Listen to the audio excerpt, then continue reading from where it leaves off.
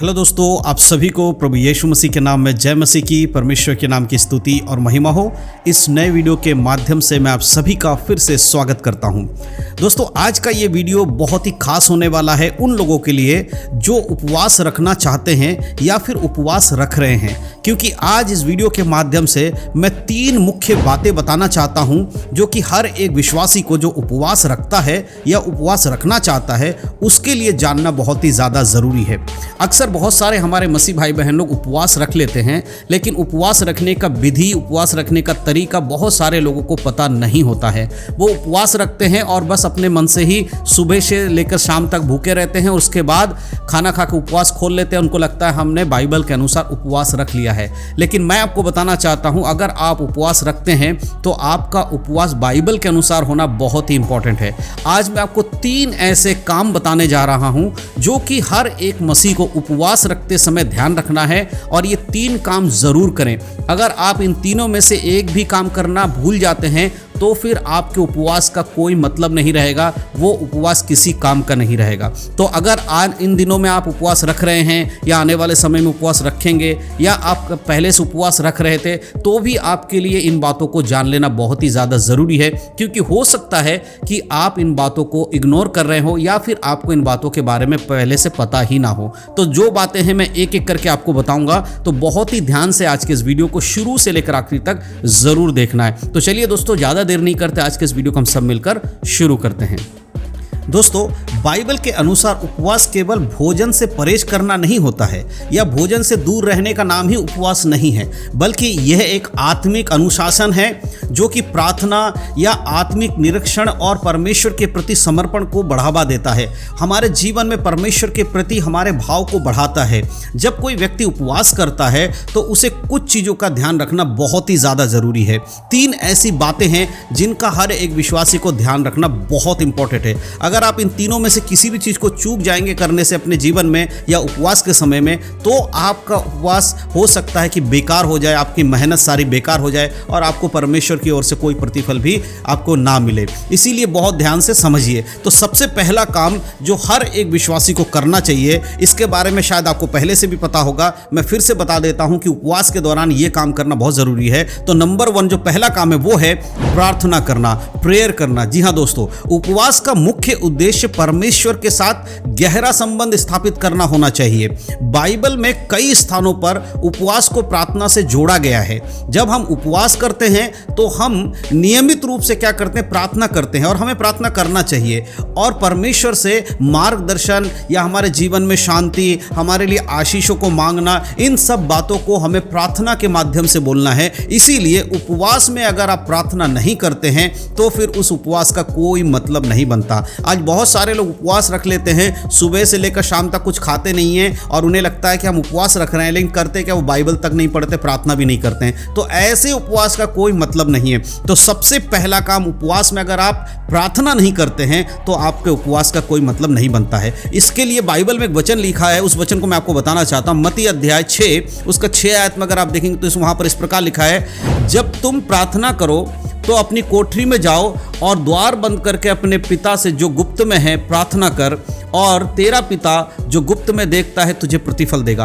प्रार्थना करना बहुत इंपॉर्टेंट है। और कैसे प्रार्थना करने के लिए कहा जा रहा है, गुप्त में जाकर। तो जो व्यक्ति उपवास में गुप्त में प्रार्थना नहीं कर रहा है, अकेले में प्रार्थना नहीं कर रहा है, इधर उधर घूम रहा है, तो उसके उपवास का कोई मतलब नहीं है, वो परमेश्वर की ओर से कोई प्रतिफल भी नहीं पा सकता। तो ये पहला काम याद रखना है, प्रेयर करना है। उपवास के दिन आपको प्रार्थना करना नहीं भूलना है और ज़्यादा से ज़्यादा प्रार्थना करना है। बाकी दिनों में जितना करते तो उससे कहीं ज़्यादा आपको उपवास के दिन प्रार्थना करना है। तो ये पहला काम है। अब हम बात करेंगे दूसरे काम के जो हर एक विश्वासी को करना चाहिए, जो कि 90% लोग ऐसा नहीं करते हैं, लेकिन आपको करना है अगर आप चाहते हैं कि आपका उपवास सही रीति से हो बाइबल के अनुसार। दूसरा काम है पापों का अंगीकार करना और अपने आत्मिक निरीक्षण करना, अपने आप को परखना और पापों से अंगीकार करके क्षमा मांगना। ये काम हर एक विश्वासी को करना अनिवार्य है। आज बहुत सारे लोग अपने मसीह जीवन में कई बार गलतियों से कुछ गलत कर देते हैं या जानबूझकर कई बार लोगों से पाप हो जाता है। ऐसा नहीं है कि आप बहुत बार पाप कर रहे हैं, लेकिन कई बार आपसे अनजाने में भी हो जाता है। तो जब आप उपवास में बैठें अपने जीवन को देखें कि आपसे क्या गलती हुआ है, उस गलती के लिए पश्चाताप करें, पापों से अंगीकार करें। आप पापों को मत छुपाइए, परमेश्वर को सब पता आप क्या कर रहे क्या नहीं कर रहे, लेकिन अपने मुंह से बोल के कि परमेश्वर मुझसे ये गलती हो गया है, मुझे क्षमा कर दीजिए यीशु मसीह के नाम में। ये जरूर बोलना है आपको परमेश्वर के समीप में। उपवास के समय हमें अपने जीवन का आत्मनिरीक्षण करना भी बहुत जरूरी है। यदि कोई पाप किया है किसी ने तो उसे स्वीकार कर ले और परमेश्वर से यीशु मसीह के नाम से माफी मांग ले।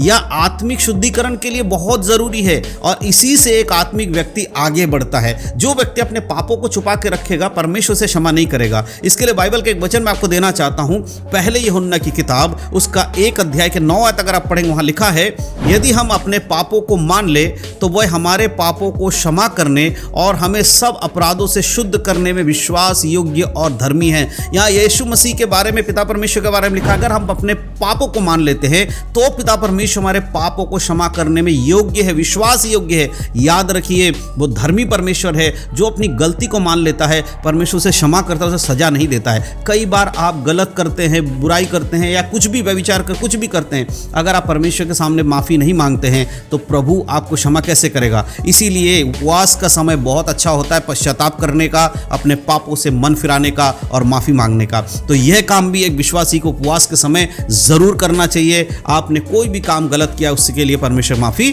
जरूर मांगे। तो ये दूसरा सबसे बड़ा काम जो हर एक विश्वासी को करना चाहिए उपवास के दिनों में। अब मैं बात करने वाला हूं तीसरे और सबसे इंपॉर्टेंट एक विषय के ऊपर जो कि हर एक विश्वासी को पता होना चाहिए। आज के समय में बहुत सारे लोग प्रार्थना करते हैं, बहुत सारे लोग अपने पापों से माफी भी मांग लेते हैं, लेकिन बहुत कम ऐसे लोग होते हैं जो कि उपवास के समय में ये तीसरा काम करते हैं। और तीसरा काम क्या है?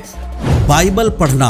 जी हाँ दोस्तों, ये तीसरा ऐसा इंपॉर्टेंट काम है जो कि हर एक विश्वासी को उपवास में करना चाहिए, वो है बाइबल पढ़ना। अगर आप बाइबल नहीं पढ़ते हैं तो फिर आपका उपवास का दिन बेकार हो जाएगा। उपवास के दौरान हमें परमेश्वर के वचन को पढ़ना और उसे मनन करने के लिए अपने आप को समय देना बहुत ज़रूरी है। बहुत सारे लोग बाइबल पढ़ते नहीं हैं, बस 5 मिनट बाइबल पढ़ के उपवास खत्म कर लेते। नहीं मेरे प्रियो, आपको पूरे दिन प्रार्थना, उपवास के दिन प्रार्थना करना, बाइबल पढ़ना बहुत इंपॉर्टेंट है। यह हमारे विश्वास को मजबूत करता है और हमें परमेश्वर की इच्छा को समझने में सहायता करता है। जब तक आप बाइबल नहीं पढ़ेंगे आपको कैसे पता चलेगा कि प्रभु आपसे क्या चाहते हैं। आप बहुत कुछ परमेश्वर से चाहते होंगे कि भाई परमेश्वर मेरे लिए ये कर दो, लेकिन आपसे परमेश्वर क्या चाहते हैं उसके बारे में जानने के लिए आपको बाइबल पढ़ना बहुत जरूरी है। अगर आप बाइबल पढ़ नहीं सकते हैं तो बहुत सारे लोगों को मैंने बताया है कि ऑडियो बाइबल आता है, आप ऑडियो बाइबल अपने फोन पे या किसी तरह डाउनलोड करके आप उसे सुन सकते हैं। इसीलिए बाइबल को पढ़ना बहुत जरूरी, हर एक विश्वासी के लिए मैं ये बता रहा हूं। इसके लिए भी मैं एक वचन आपको देना चाहता हूं। मत्ती 4 अध्याय के 4 आयत में लिखा है, यीशु मसीह के बारे में लिखा है, उसने उसे उत्तर दिया, लिखा है कि मनुष्य केवल रोटी ही से नहीं परंतु परमेश्वर के हर एक वचन से जो परमेश्वर के मुख से निकलता है जीवित रहेगा। यहाँ पर यीशु मसीह शैतान को इस बात को कह रहे थे, मनुष्य केवल रोटी से नहीं परंतु परमेश्वर के मुख से निकलने वाले वचनों से भी जीवित रहेगा। इसीलिए अगर आप वचन को नहीं पढ़ते हैं, वचन को नहीं सुनते हैं, उसका अध्ययन नहीं करते हैं, उसका मनन नहीं करते हैं, तो आत्मिक रूप से आप मरना शुरू हो जाएंगे। आपको तो लगेगा कि आप बहुत अच्छे विश्वासी हैं, आप चर्च जाते हैं, आराधना करते हैं, लेकिन मेरे प्रियो, बाइबल के बिना एक विश्वासी का जीवन मरा हुआ हो जाता है। इसीलिए 3 ऐसे काम जो हर एक विश्वासी को करना अनिवार्य है उपवास के दौरान, और मैं विश्वास करता हूं कि आपको ये बातें समझ में आई है। अगर आप भी इन तीनों कामों में से किसी एक काम को नहीं करते थे तो आज से ही उपवास में इन कामों को करना शुरू कर दीजिए, क्योंकि सही उपवास वही है जो बाइबल के अनुसार हो और परमेश्वर के वचन में जिस तरह लिखा उस तरह किया गया हो। तो सबसे पहला काम क्या करना उपवास के समय? आपको प्रार्थना करना है ज़्यादा से ज़्यादा समय। बहुत सारे लोग उपवास में इधर उधर घूमते हैं, आप घूमिए मत, घर में जाइए, अकेले में बैठिए, प्रार्थना करिए, कलीसिया में जाइए, प्रार्थना करिए। दूसरा काम क्या करना है? अपने पापों से अंगीकार करिए। तीसरा इंपॉर्टेंट काम क्या करना है? आपको बाइबल पढ़ना है। ये 3 मुख्य काम जो हर एक विश्वासी को उपवास के समय करना जरूरी है। अगर आप इन तीनों कामों को करते हैं तो परमेश्वर आपको आशीष दे, और अगर नहीं करते हैं तो करना शुरू कीजिए ताकि आपको परमेश्वर की ओर से प्रतिफल और आशीष मिलने पाए। तो मैं विश्वास करता हूं इस वीडियो के माध्यम से उपवास के बारे में मुख्य बातें जो मैंने आपको बताया आपको समझ में आया है। वीडियो अच्छा लगा हो तो अपने मसीह भाई बहनों में वीडियो को शेयर करना ना भूलें। अगर कोई सवाल है, किसी टॉपिक पे आपको वीडियो चाहिए, किसी भी विषय में आपको जानना है, तो हमारे वीडियो के कमेंट बॉक्स में आप कमेंट करके हमें बता सकते हैं। आने वाले समय में आपके उस विषय के ऊपर भी मैं वीडियो बनाने की पूरी कोशिश करूंगा और आपको समझाऊंगा कि उसके बारे में आप जो भी पूछेंगे वीडियो के माध्यम से आपको बताऊंगा। तो परमेश्वर इन सब बातों के द्वारा आप सबको आशीष दे। यीशु मसीह के नाम में सभी को जय मसीह की। God bless you.